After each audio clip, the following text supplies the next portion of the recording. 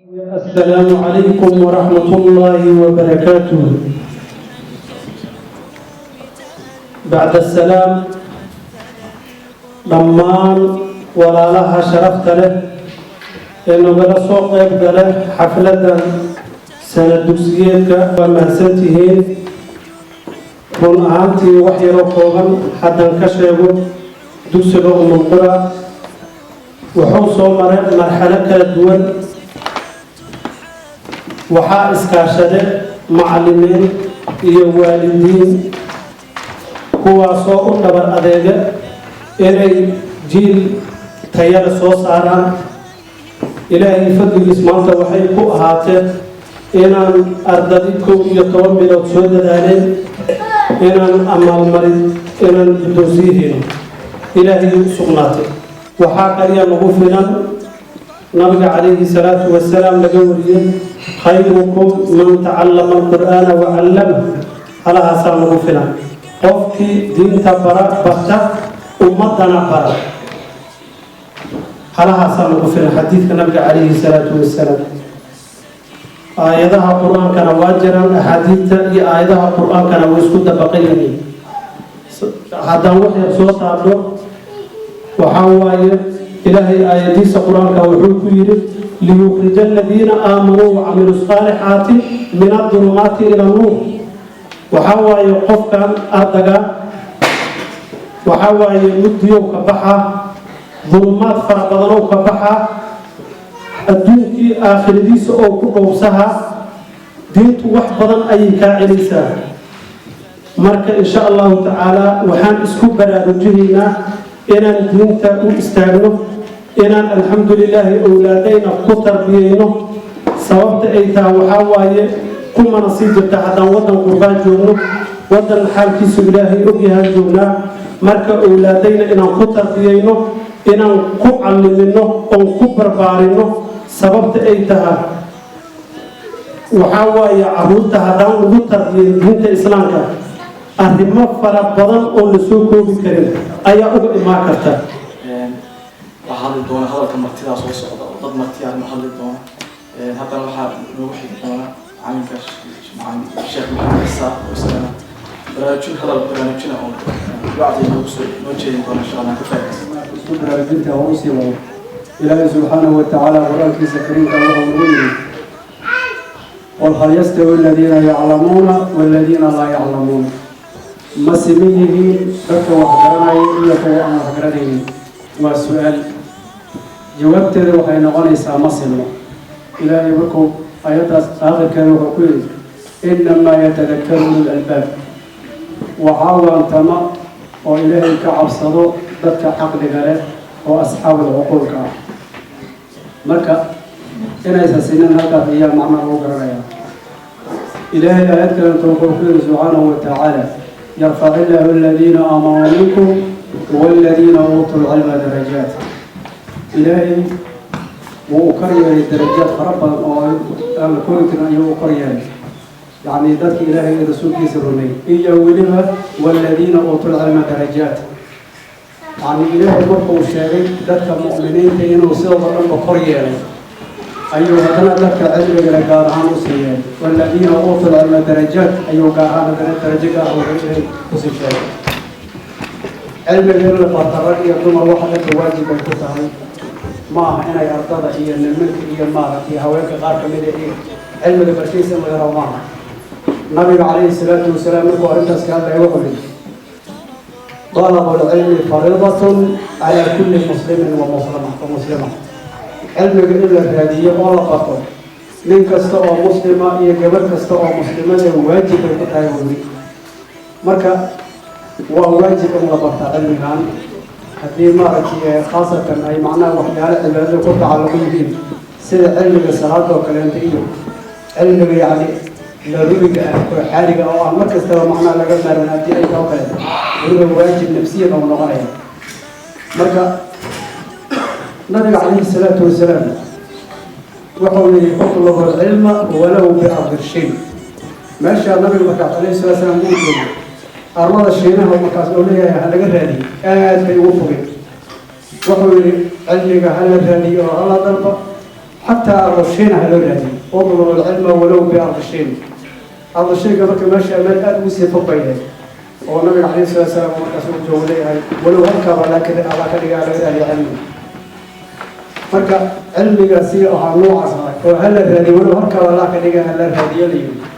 هذه أنتم كوي ما هذه ما تيت أنكبرا وفقنا يا أركب أما خوف مالك قالوا تجوا أنت أركب معنا كفاية سوى سوى نسيت قم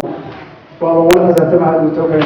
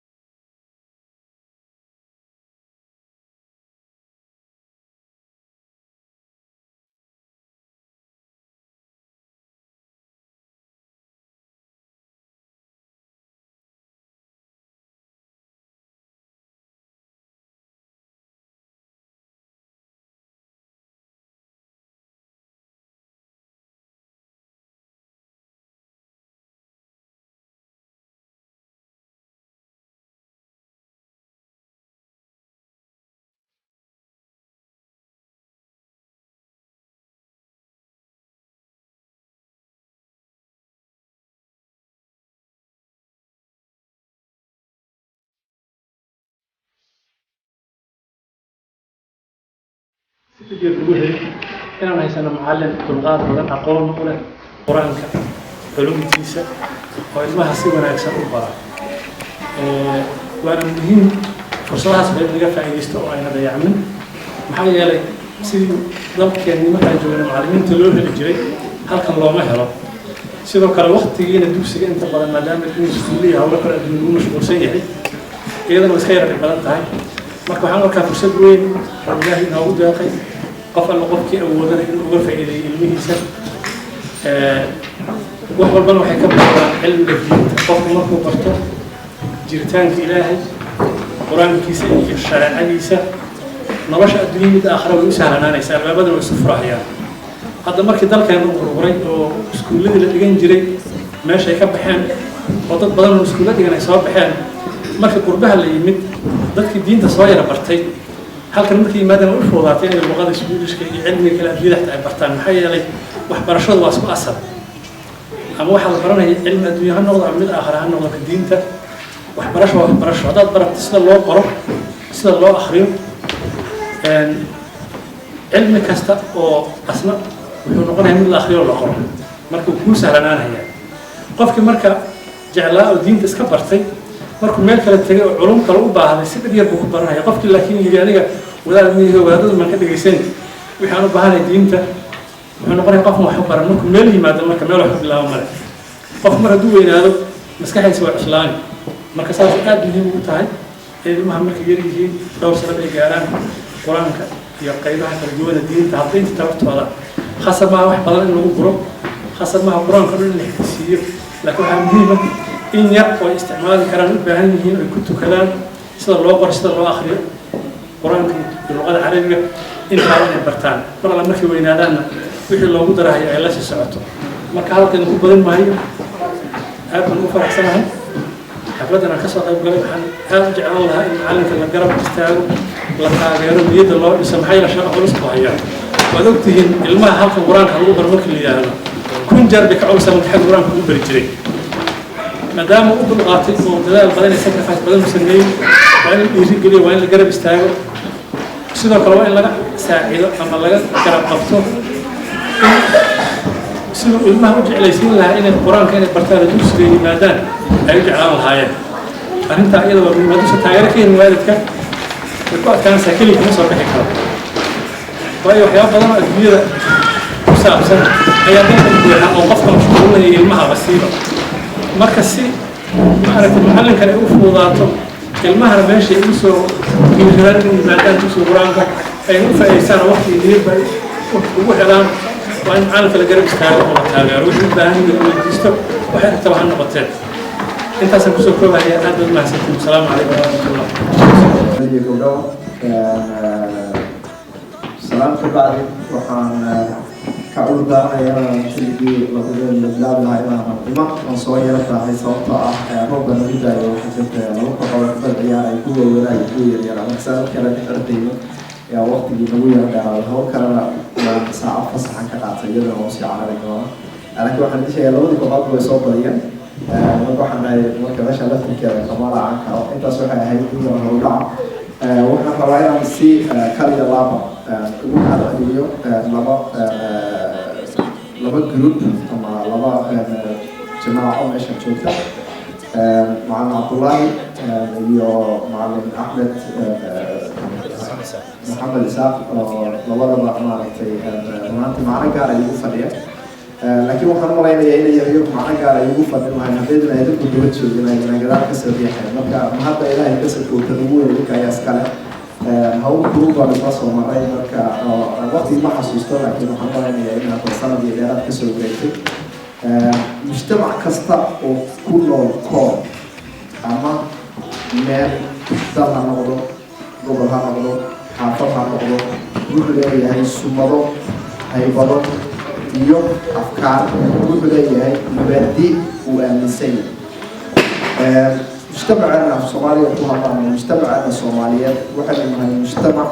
kamida mujtamacyada koobka ku nool kuwa abuuran ilaahay ku abuuray bariga afrika gaar ahaan soomaaliya iyo intiina waaxigeeda ilaahay ku abuuray waxa intaas inoo raacda marka sumad laynagu garan karo maaragtay calaamado aynu leenahay dhaqamo aynu leenahay iyo mabadi aynu leenahay mabadideena ama waxa la yidhaahdo yani waxay nafteena ku qanacsan tahay aynu ilaahay nagu helnay inaan muslimiin nahay waxay ka mid tahay aqoonsigeena sumadeena ay ka mid tahay taas marka ayaa waxa ay aad muhiim u tahay mujtamac kasta ee ku nool meesha uu ku leeyahay xuquuqdiisana waa ka mid isagana waxay ku tahay mujtamacaas waajib ay ku tahay inuu kor u qaado ilaaliyo nadiifiyo xanaaneeyo una gudbiyo jiilasha kaleeto ama dadka kale kuwa dhalanaya afkaarahaas iyo diintiisa iyo dhaqankiisa marka inagama reebayso mas-uuliyaddaasi inaynu ku noolooyi caalamka inaynu ku noolaa inagama reebayso waana waxa keliya aan isleeyahay waxay inoo yeelaysaa qiyam iyo sharafka inoo yeelaysaa haddaynu maanta isku dayno gabdho xijaabka tuuran nabi masaajidka aan u jibino dushaanu cadaysano sibeen soo iyo muxuu ahaa waxyi tani aan la baxno macnahay nooma keenayso waxay nagu dhacaya hoos dhac bay nagu dhacaya qiyamkeeni baa ayaa aada u burburaya laakiin taasi inagama maanacayso inaynu la noolaano mujtamacyada kale bal waxaan ba isleeyahay waa waxa ay muhiimka tahay in aynu u nasab sheegano aynu u sheegno mujtamacyada kale waxaa keenaya akhlaaqda wanaagsan ilaalinta ballanta sharafta ixtiraamka bini aadamka kale caawinaadiisa inay tahay diinteenna dhaqankeenna afkaarteenna iyo dunta aynu nahay ee ka mida bini aadamada ku nool caalamka ku nool marka saas ayay muhiim u tahay saas ayaynu uga duuli doonaa anigu ka shaksi ahaan ama ka muwaadin ahaan ini ka mid baato waxaad baxdanayaan baxaan meeshaad ka dhacdana ka dhacaa idinkana dib ku ahay sida sababtoo ah mujtamac haddaynu maqallo ama dad aynu maqallo meel ku nool waa qof lagu darayo hadda qofki isku daya inuu iska reebo yidhaahdo anigu hadda hadda iska reebaan anigu kuma jiro keliya sidoo kale waxaan mahadcelinayaa macallimiinta ka shaqaysay howlahan quruxda badan oo markasta u taagan inay qur-aanka kor u qaadaan sheekh maxamed isaaq iyo macallin indhayare sidoo kale iyagana waxaa laga wamaadsan yihiin waxaan kaloo rabaa inaan mahadceliyo anoo fursaddan ka faa'iidaysanaya waalidiinta juhdiga ku geysay oo carruurtooda dugsiyada ku dirtay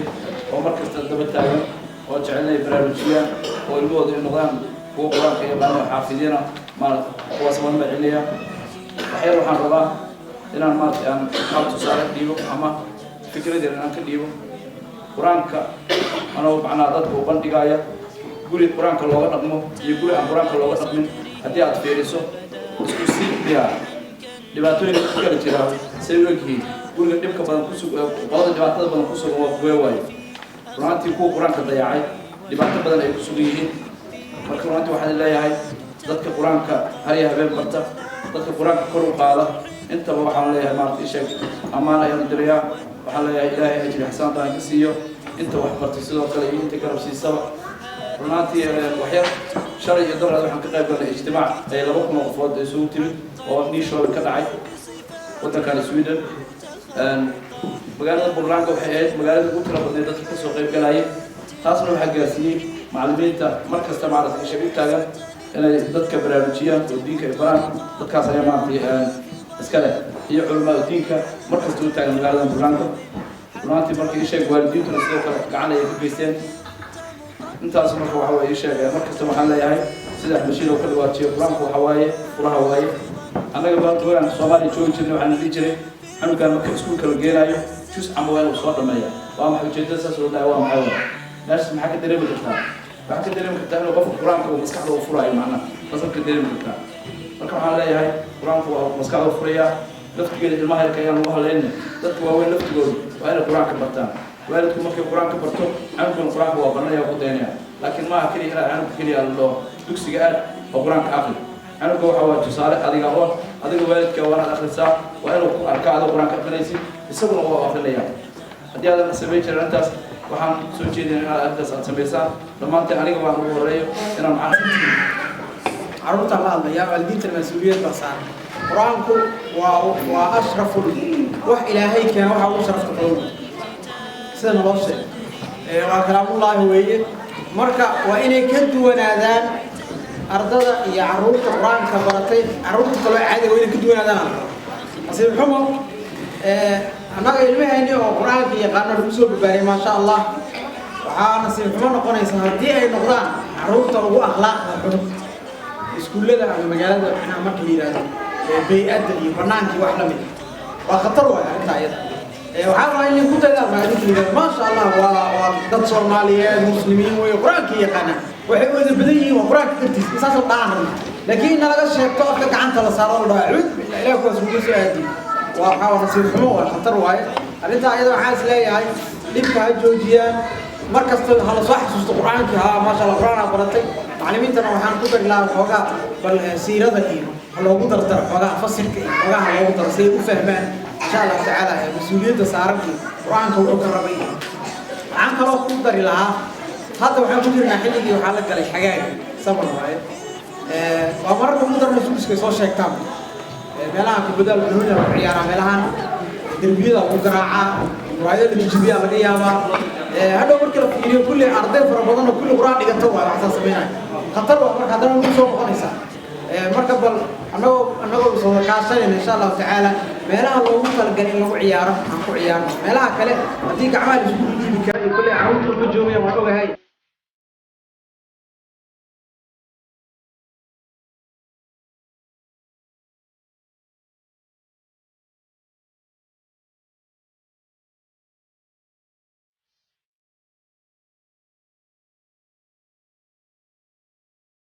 تاب بصدري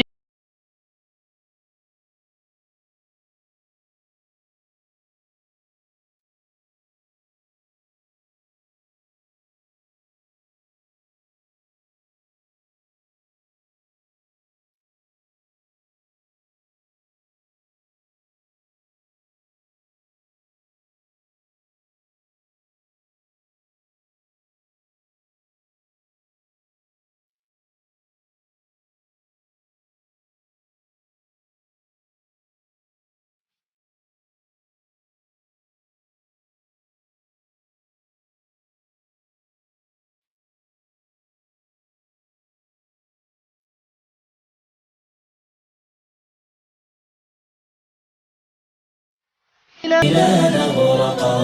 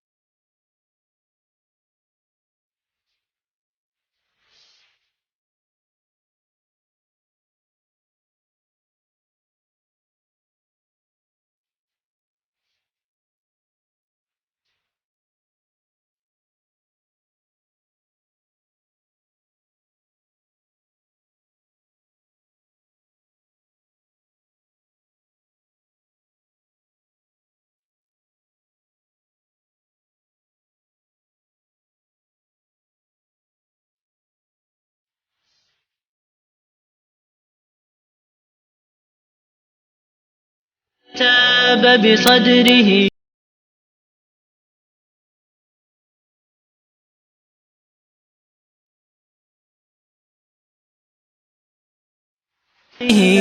وفعاله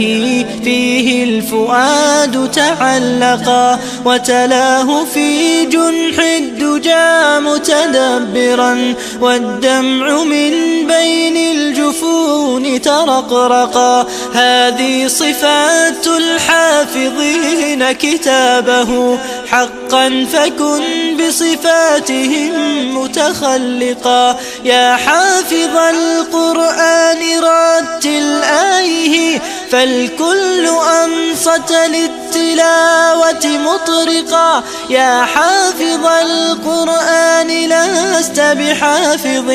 حتى تكون لما حفظت مطبقا ماذا يفيدك أن تسمى حافظا وكتاب ربك في الفؤاد تمزقا يا أمتي القرآن حبل نجاتنا فتمسكي بعراه كي لا نغرقا